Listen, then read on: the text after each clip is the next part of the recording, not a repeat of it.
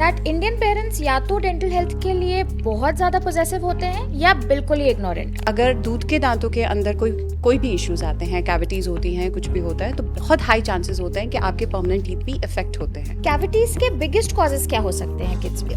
Usually हमें जो लगता है वो लगता है कि चॉकलेट्स और स्वीट्स खाने से ही कैविटीज होती है। This is actually not entirely true. तो अगर आप नॉर्मल रोटी या फ्रूट जूसेस या ये सब भी ले रहे हैं तो that is also a cause for the cavity. कुछ केसेस के अंदर दूध के दांत गिरते नहीं हैं and they persist even in adulthood. Do you think there are some unique challenges जो एज टीनेजर्स फेस करते हैं? हार्मोनल चेंजेस हो रहे होते हैं, टीथ की विजडम टीथ की इरप्शन हो रही होती है, एंड सेकेंडली डाइटरी चेंजेस उस टाइम पे मैक्सिमम होते हैं। I really wish that my parents knew all this when I was a kid. Did you know that 60 to 80% of Indian kids have cavities before the age of 5? 30% of kids in India have malaligned teeth. The health of the milk teeth determine the health of the permanent teeth. Hi, I'm Dr. Hina and today I have with me Dr. Ekta Chaudhary, pediatric dentist, and आज हम बात करेंगे बच्चों के dental health के बारे में. From those tiny little milk teeth to the challenges of teenage dental care. Hello doctor, thank you for being here. Thank you Hina, thank you for having me over here. So doctor Ekta, सबसे पहला सवाल ये है कि क्या बच्चों की dental health ज़रूरी है और क्यों? बिल्कुल ही ना, बच्चों की डेंटल हेल्थ भी बहुत ज़रूरी होती है। रीज़न इज़ कि बच्चों के जो दूध के दांत हैं ये आपकी स्पीच डेवलपमेंट और न्यूट्रिशन में हेल्प करते हैं। अगर दूध के दांत नहीं होंगे तो बच्चे खाएंगे कैसे, आगे कैसे बढ़ेंगे। सेकेंडली, जॉ डेवलपमेंट में भी दूध के दांतों का बहुत रोल है, इंपॉर्टेंट रोल होता है। आपके जो परमानेंट टीथ आते हैं उसको भी ये as a guiding plane act करते हैं ताकि वो अपने प्रॉपर पोजीशन में आ सके, आगे चल के मैल अलाइनमेंट या मैल अक्लूजन के चांसेस ना हो। इनफैक्ट अगर दूध के दांतों के अंदर कोई भी इश्यूज आते हैं, कैविटीज़ होती हैं, कुछ भी होता है, तो बहुत हाई चांसेस होते हैं कि आपके परमानेंट टीथ भी इफेक्ट होते हैं। तो इसलिए overall yes, your milk teeth are very important for the overall oral health of the child. Interesting. तो कब और कैसे शुरू करनी चाहिए बच्चों की ओरल केयर? वेल ही ना, जैसे ही बच्चों के दूध के दांत आने शुरू होते हैं तभी से हमारी ओरल केयर शुरू हो जाती है। इनिशियली हम ये कहते हैं कि आप कोई भी डैम्प क्लॉथ लेके, अपना क्लीन डैम्प क्लॉथ लेके आप बच्चों के मुंह के अंदर थोड़ा सा उसको रब कर दीजिए गम्स के ऊपर, ताकि जो भी उनका मिल्क का पूलिंग या जो कुछ भी वो सारे दिन में फूड इनटेक करते हैं वो कलेक्ट ना हो। प्लस आपको उनको अगर अलाउ करते हैं तो थोड़ा सा टंग के ऊपर भी क्लीन कर दीजिए। जब आपके दूध के दांत आने शुरू हो जाते हैं तो इनिशियली हम कहते हैं कि either use finger brushes if the child allows. Mostly अगर चाइल्ड अलाउ नहीं करता, in that case even with the damp cloth you can just wipe it of, ताकि वहाँ पे कोई भी मिल्क का पूलिंग ना हो below the lips and in the vestibule area जो हम कहते हैं, वहाँ पे कोई मिल्क की पूलिंग नहीं होनी चाहिए। तो ओवरऑल एज इंडियंस जो हम देखते हैं उसमें होता है कि हम बॉटल दे के बच्चे को और दूध पीते पीते सोने के लिए दे देते हैं ताकि वो सो जाए। So this is one thing we have to discourage, because इससे नर्सिंग बॉटल कैरीज होने के बहुत चांसेस रहते हैं। तो बच्चों की ओरल हेल्थ के लिए टूथपेस्ट और टूथब्रश कब से स्टार्ट करना चाहिए? Well Heena, in this case अगर बच्चे छोटे हैं तो हम कहते हैं कि 2-3 ईयर्स पे आप ब्रशिंग स्टार्ट कर सकते हो। टूथपेस्ट आप उनके लिए पीडियाट्रिक टूथपेस्ट यूज़ कर सकते हैं जिसके अंदर फ्लोराइड का लेवल कम होता है। फ्लेवर्स आप उनके टेस्ट के अकॉर्डिंग दे सकते हैं and quantity has to be very less, grain size. जैसे जैसे वो डेवलप होते हैं, जैसे बड़े होते हैं, स्पिट करना आ जाता है अराउंड 5-6 ईयर्स ऑफ एज, उसके बाद से आप उनका नॉर्मल एडल्ट टूथपेस्ट भी स्टार्ट कर सकते हो, but again the quantity has to be less. आप उसको पी साइज़ अमाउंट में ही यूज़ करें। तो क्या बच्चों को भी एडल्ट्स की तरह दिन में 2 बार ब्रश करना चाहिए? हाँ ही ना, इनिशियली हम कहते हैं कि बच्चे एक ही बार दिन में ब्रश करें, so that should B sufficient, preferably at the night time. क्योंकि क्या होता है कि दिन भर वो खाना खाते रहते हैं, बैक्टीरिया बिल्डअप, प्लाक बिल्डअप होता रहता है, तो नाइट टाइम को जब उनका सलाइवा का लेवल बिल्कुल ज़ीरो पे आ जाता है, उस टाइम पे कैविटीज़ के चांसेस बहुत बढ़ जाते हैं। सो बेस्ट है कि नाइट टाइम पे ब्रशिंग करें। Yes, afterwards if they get into the practice of it, they can do it twice daily. And tongue cleaning again in adult supervision, हम कहते हैं कि टंग क्लीनिंग वो पेरेंट्स ही प्रेफरेबली उनको करवाएं।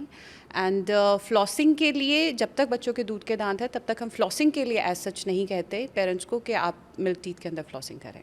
But why is flossing not recommended for kids? It's not actually the recommendation, it's just that कि बच्चों के दूध के दांत वेरियस स्टेजेस ऑफ शेडिंग में होते हैं। उस टाइम पे उनके गम्स भी काफ़ी वल्नरेबल स्टेज में होते हैं, ब्लीडिंग गम्स भी हो जाते हैं कई बार। तो अगर फ्लॉसिंग सही से नहीं करी जाए तो वो डैमेज कर सकती है। दूसरा, मोबाइल टीथ जब होता है, दांत जब दूध के दांत निकलने वाले होते हैं, उस टाइम पे भी धागे में या फ्लॉस के अंदर अटक के निकलने के चांसेस होते हैं। तो इसलिए हम कहते हैं कि जब तक मिल्क के टीथ हैं एटलीस्ट अवॉइड फ्लॉसिंग। नेचुरली भी दूध के दांतों में हल्के हल्के स्पेसेस डेवलप हो जाते हैं, तो एज सच कोई फ्लॉसिंग की खास रिक्वायरमेंट नहीं आती। अच्छा, मेजर प्रॉब्लम्स क्या हो सकती हैं मिल्क टीथ में जिनके बारे में पेरेंट्स को अवेयर होना चाहिए? जो अभी तक हमने देखा है सबसे ज़्यादा जो इश्यूज़ आ रहे हैं वो आ रहे हैं नर्सिंग बॉटल केरीज़ के। नर्सिंग बॉटल केरीज़ होती है कि जब आपके दूध के दांतों के अंदर इन्फेक्शन फैल जाती है बिकॉज ऑफ आपका ब्रेस्ट फीडिंग, या आप रात को बॉटल दे के बच्चे को सोते वक्त छोड़ देते हैं। तो इस केस में सारे ही मिल्क टीथ एक साथ इन्वॉल्व हो जाते हैं and it's a severe form of infection, जो कि अगर if it is left untreated chances होते हैं कि it can go even to your permanent tooth bud and inside the bone. So हम ये एडवाइस करते हैं कि पेरेंट्स को कि whenever you have a cavity just get it treated. The second thing is कि किसी भी कारण से अगर बच्चों के जो दूध के दांत हैं वो निकल जाते हैं, टाइम से पहले निकल जाते हैं या निकलवाने पड़ते हैं, उस केस के अंदर मिसअलाइनमेंट या आपके जो परमानेंट टीथ हैं उनका नॉन इरप्शन या डिलेड इरप्शन होने के चांसेस बढ़ जाते हैं।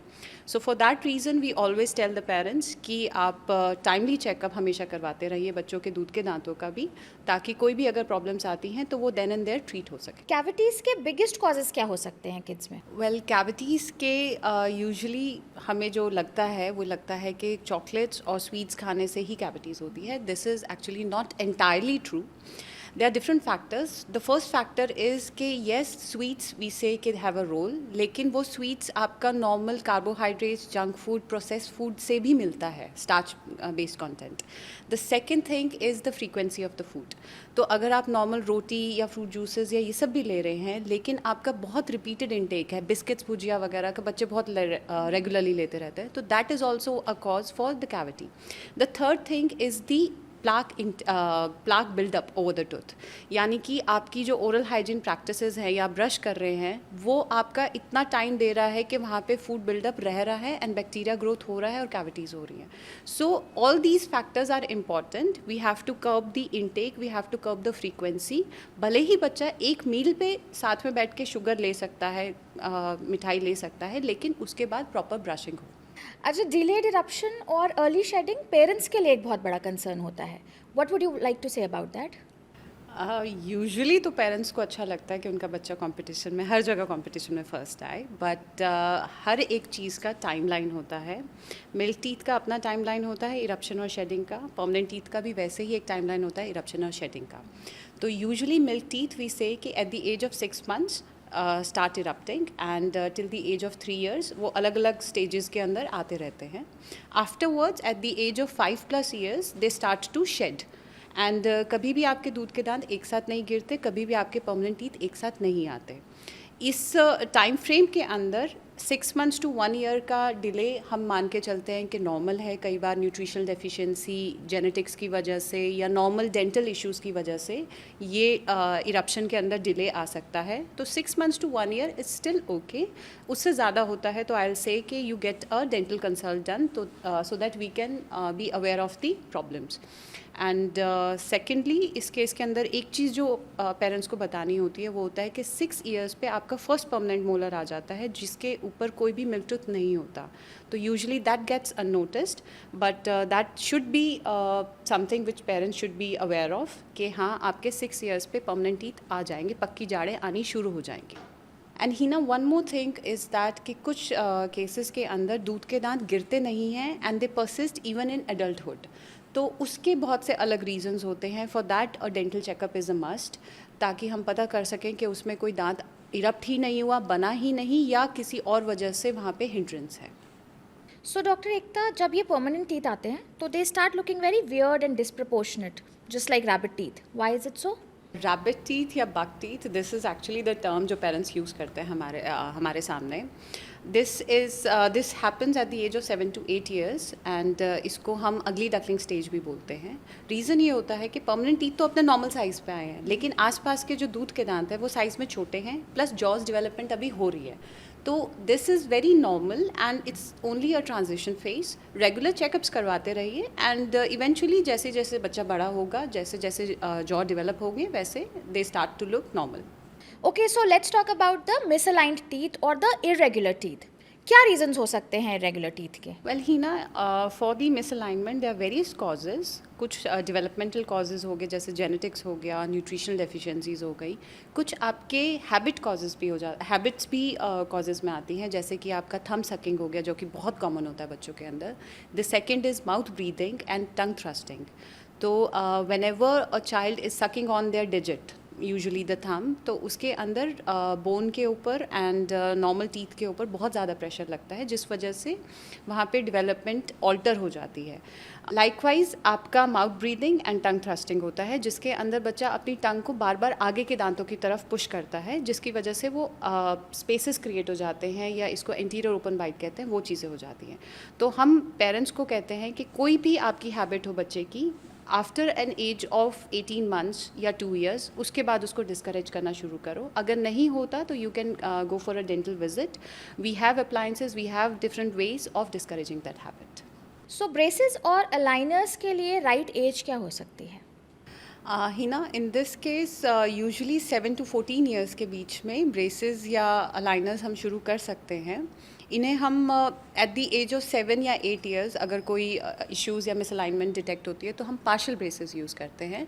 जब आपके परमानेंट टीथ सारे आ जाते हैं तो हम उसको परमानेंट ब्रेसेस या अलाइनर्स की तरफ ट्रीटमेंट ऑप्शंस देते हैं चिल्ड्रन को. एंड हम यही कहते हैं कि पेरेंट्स रेगुलरली बच्चों के लेके एक बार विजिट करें, सो दैट उनका early detection of the alignment issue कुछ भी अगर हो रहा है तो that happens and we can start the treatment as soon as possible, क्योंकि ग्रोइंग एज में रिजल्ट सबसे अच्छे आते हैं.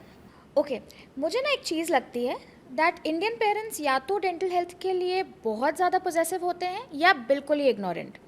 लाइक अगर बच्चे को मिसअलाइंड टीथ हैं तो दे विल बी बिल्कुल इग्नोरेंट, और अगर बच्चे का किसी एक्सीडेंट में या खेलते हुए लेट्स से दांत टूट जाए तो दे विल रश एकदम से. So what do you feel, sports related injuries को कितना सीरियस लिया जाना चाहिए? वेल हीना, बच्चे हैं, बच्चों को खेलने से तो नहीं रोक सकते, बट हाँ, prevention is better than cure. तो इन केसेस के अंदर हम कहते हैं कि आपका कोई भी मिसहैप होता है उसको प्रिवेंट करने के लिए माउथ गार्ड्स का यूज़ ज़रूर करें. Specially in cases of contact sports, जैसे कि आपका फुटबॉल हो गया, बास्केटबॉल हो गया, क्रिकेट हो गया. In those cases the mouth guard prevents a direct hit on to the teeth. But still in case अगर हो भी जाता है तो पैनिक करने की ज़रूरत नहीं है. Stay calm, take the child to the nearest doctor. आप बच्चे को cold water, ice cold water मुंह में होल्ड करने को कह सकते हैं ताकि ब्लीडिंग स्टॉप हो. बाहर से भी कोल्ड कंप्रेशंस ही करने को हम कहते हैं.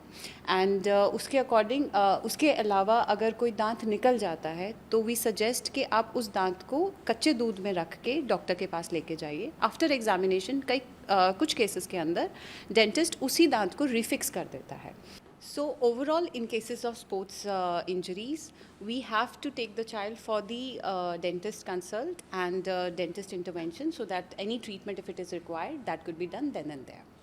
So do you think there are some unique challenges जो as teenagers face करते हैं vis-a-vis children when it comes to dental health? Teenage as such is a very challenging time.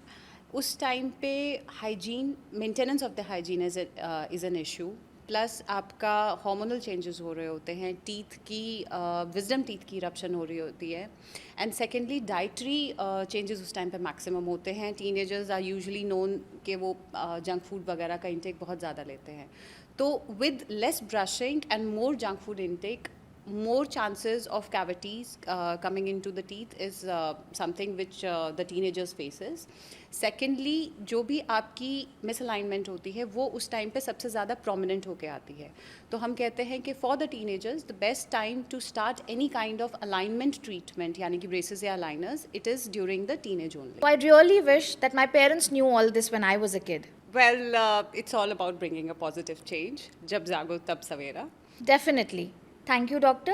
That was quite some fun and insightful conversation that I think parents as well as kids would find very valuable. Thank you for the time, doc. Thank you, Hina.